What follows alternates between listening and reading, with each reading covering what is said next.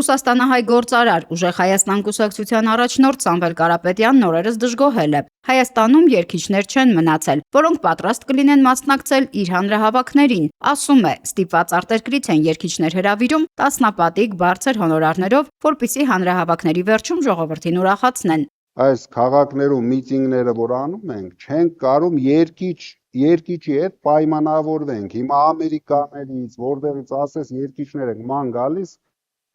գումարները երևի 10 անգամ բարձրացնելով բերում ենք, որ գան։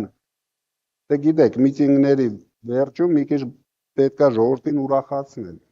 Չկան, փախել են, կորել են։ Բայց ամենահետաքրքիրը ոչ թե երգիչների պակասն է, այլ Սամվել Կարապետյանի պատկերացումը քաղաքականության մասին։ Հետո կգան, կսկսեն հարսանիքներում տաշի-տուշի անել, բայց սա ճիշտ չի, իրենք պետք է լինեն լոկոմոտիվը պայքարի։ Իրենք պետք է մեզ առաջնորդեն, ոչ թե նստեն, քննադատեն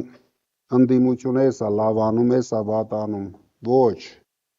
ոչ մեկի ասածնել էլ հաշիվ չի, ով մտավ պայքար, միայն նրա ասածն է հաշիվ։ Ստացվում է հանրահավաքը ոչ թե քաղաքական միջոցառում է, այլ համերգային ծրագիր, տաշի-տուշիով սկսվող ու փակվող։ Կարապետյանն անգամ դժգոհում է, որ հայ շոու բիզնեսի ներկայացուցիչները լոկոմոտիվ չեն դառնում պայքարի համար, թե ինչ կապ ունի երգիչների առաջնորդությունը քաղաքական գործընթացների հետ, մեղմ ասած անհասկանալի է։ Մինչ այդ Ռադար Արմենիան փորձեց կապ հաստատել շոու բիզնեսի մի քանի ներկայացուցչի հետ, հասկանալու համար արդյոք հրավեր ստացել են Ուժեղ Հայաստանի հանրահավաքների ժամանակ շոու ծրագրին մասնակցելու համար։ Ճիշտ ասած, ես ոչ երկրում եմ, ոչ էլ որևէ բանի պատասխանել, ես ընդհանրապես ինտերվյու 100 տարի չեմ տալիս։ Ուզում ենք հասկանանք հրավեր ստացել եք հանրահավաքների միջոցառումների։ Ես ճիշտ ասած երկրում չեմ ու չգիտեմ ինչի մասին եք խոսում, ու ընդհանրապես չեմ պատրաստվում ինտերվյու տալ։ Ինտերվյու տալ եւ քաղաքական ոչ մի բաների եթե նկատել եք հանրապես ոչ խոսում եմ այդ մասին, ոչ էլ ինչ որ առնություն ունեմ, էլի։ Քաղաքագետ Գարեգին Միսկարյանն արձագանքում է, նշելով, որ Սամվել Կարապետյանի թիրախային լսարանին հավանաբար ավելի համապատասխան են ռուսական էստրադայի ներկայացուցիչները։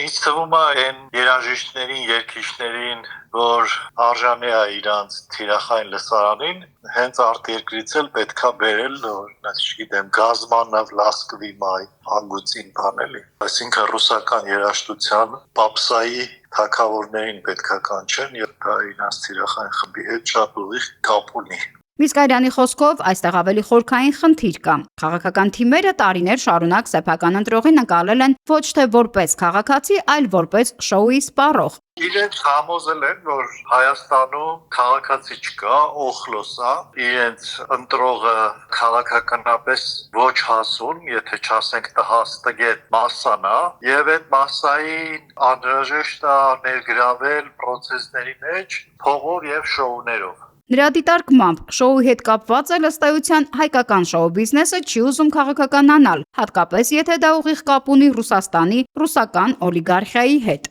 Իսկ այն թիրախային խումբը, որը Սամվել Կարապետյանին պետքա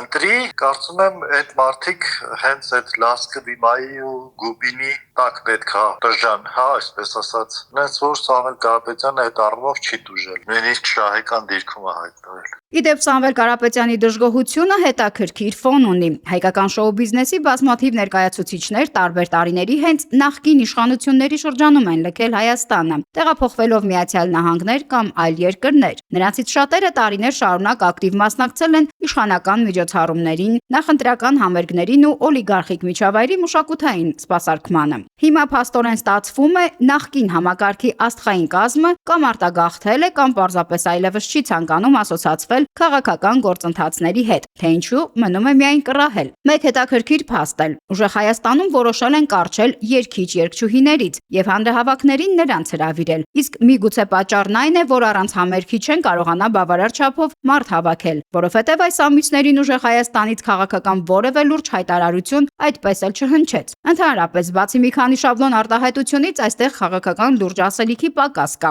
Առհավատյան Կարապետյանի վերջին հայտարարությունն էր, երբ մի քանի օր խոստանալով ճակատագրական հայտարարություն հայտարարություն անել, ի վերջո արեց այդ հայտարարությունն ասելով, թե իշխանության գալու դեպքում կառավարության նիստում ընդունելու են ադրբեջանցիների կողմից Հայաստանի տարածքում հող եւ գույք ձեռք բերելու, նվեր ստանալու մասին արգելելու օրենք։ Եվ սա այն դեպքում, երբ նման արգելք վաղուց ամրագրված է երկրի մայր օրենքում։ Սահմանադրությունը թույլ չի տալիս օտարերկրացիներին որպես սեփականություն հող ձեռք բերելը։ Նարինե Ղուկասյան, Ռադար Արմենիա։